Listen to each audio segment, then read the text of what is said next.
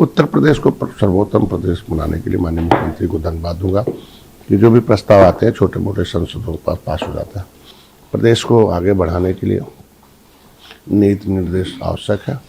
हमको लगता है उसमें हमारे भी प्रस्ताव आ रहे हैं वर्ल्ड फिश सेंटर के, फिशरी डिपार्टमेंट के, हमको लगता है वो भी पास हो जाएंगे। सर उत्तर प्रदेश में जो स्कूल हैं, जो जर्जर स्कूल हैं, उसमें नए भवन बनाए गए, अभी यूपी सरकार कैसे देख रहे हैं आप? इसका स्वागत करना चाहिए पूरे देश की जनता को। 2017 से पहले कैसे थे, इंफ्रास्ट्रक्चर नहीं था तो मास्टर नहीं था तो छात्र नहीं थे।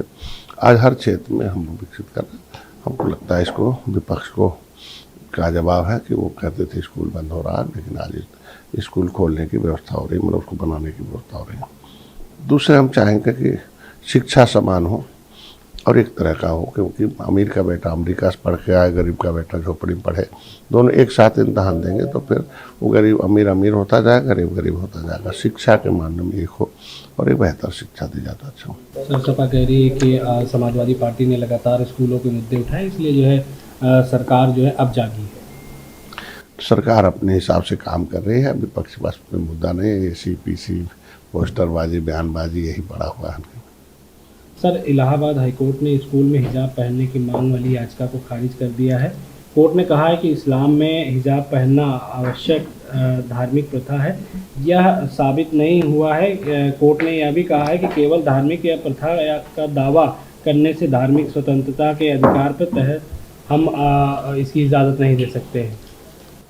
कोर्ट के उस आदेश का सबको स्वागत करना चाहिए। आधी आबादी महिलाओं की मातृशक्ति है और सबको समानता का अधिकार है और सभी लोगों को एक स्वतंत्रता सम्मान पाने का अधिकार है। महिलाओं को लंबे समय तक ऐसे अधिकारों से वंचित रखा गया था और संविधान सबको समान करने का अधिकार देता। हमको लगता है कि सभी लोगों को इसका स्वागत करना चाहिए। सर UGC को लेकर देखा जा रहा है कि कई राज्यों में विरोध हो रहा है। उत्तर प्रदेश में भी बताया जा रहा है कि UGC लागू हो सकता है, उसको लेकर UGC लागू होना चाहिए।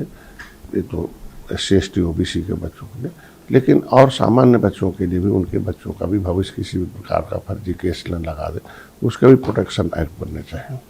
आरक्षण का जो मुद्दा है वो आप भी उठा रहे हैं सर, क्या लगता है आगे आपकी क्या कुछ तैयारी रहेगी? निश्चित रूप से आरक्षण संवैधानिक अधिकार है, यह अवसर है, एक समानता सम्मान समृद्धि जो सदियों से सताए गए हैं, वंचित हैं, जो 11 कई हजार वर्ष से लड़ रहे थे, वो पढ़ नहीं रहे थे, तो ऐसे लोगों को अवसर प्रदान किया जाएगा तभी वो समानता का आएगा। तो इसीलिए सामाजिक न्याय का मामला है, सामाजिक अन्याय जिसके ऊपर हुआ सदियों से, उसको सामाजिक, जब अगर आरक्षण खत्म करना जो आंदोलन कर रहे हैं तो जाति खत्म कर दे तो शायद अपने आप आरक्षण खत्म, जरूरत ही नहीं पड़ेगा।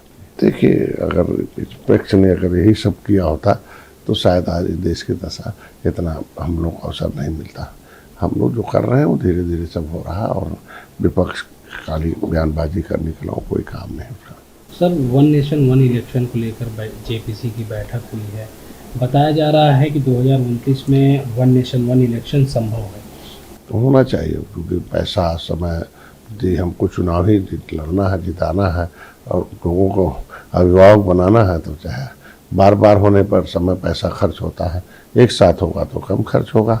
और हमको लगता है कि एक ही वोटर लिस्ट से सब चुनाव हो जाने चाहिए, क्योंकि वोट और वही है तो अलग अलग मतदाता सूची बनाने में अलग अलग ऊर्जा खर्च होती है, अलग अलग सिस्टम है। हमको लगता है वोटर लिस्ट भी एक ही हो जानी चाहिए। सर मुख्यमंत्री योगी आदित्यनाथ ने मनुस्मृति पर राहुल गांधी की टिप्पणी को लेकर उनसे माफ़ी मांगने को कहा। साथ ही अयोध्या में कांग्रेस प्रदेश अध्यक्ष अजय राय के मछली खाने के मामले पर भी उन्होंने कांग्रेस पर निशाना साधा।